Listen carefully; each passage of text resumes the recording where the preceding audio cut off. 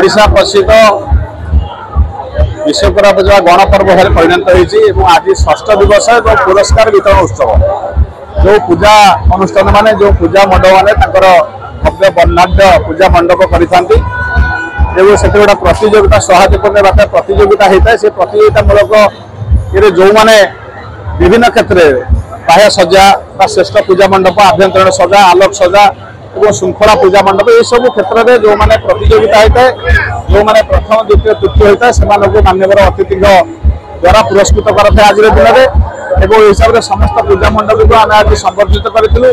विशेषकर जो मैंने मूर्ति कारीगर जो मैंने टेंट हाउस कर परिवेश को पूजा को आहरी वर्णाढ्य करते समस्त कारीगर मान विश्वकर्मा सम्मानित करा पूजा को आहरी श्रृंखलित करने जनसाधारण सहयोग कामना कराइला। जिला प्रशासन बंदार प्रशासन पौर प्रशासन और पुलिस समस्त मिलित प्रचेषार वर्ष पूजा अनेक अंश सफल होती। लक्ष लक्ष लोक खराब विश्वकर्मा पूजा बुलिया भल सुस्थ वातावरण समस्त दर्शन कर गौरवर कथा। पवित्र विश्वकर्मा पूजा उपलक्षे आज पारादीप जो पुरस्कार वितरण उत्सव आयोजन करा जायछि। ये आयोजन में माननीय सांसद को सहित ये योगदान करूँ।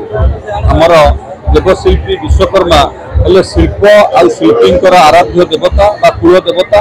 तो शिल्प आ शिल्पी जेहेतु पारादीप एक शिल्प नगरी ये विभिन्न शिल्प संस्था ये अच्छी शिल्प संस्था थिबा कारण विभिन्न एसोसिएशन विभिन्न श्रमिक संगठन विभिन्न शिल्प संस्थार वर्कर्स माने समस्ते आनंद उल्लास सहित विश्वकर्मा पूजा पालन करती। ये उत्सव को जगतसिंहपुर जिला केन्द्रापड़ा जिलार हजार हजार लोक मैंने आसती उत्सव मुखर होती एटी योगदान करती। आज पाखापाखि 50,000 ऊर्ध्व लोक ये एकत्रित होती ये विश्वकर्मा पूजा निश्चित भाव में पारादीप जो भली भाव में भाईचारा सहित सौहार्दपूर्ण मनोभाव ये पर्व पालन होती। जदि या वर्ष सारा यही भाईचारा और सौहार्दपूर्ण मनोभाव समस्त भितर पारादीप एक प्रगतिशील पारादीप भाव में आगक गढ़ी उठब।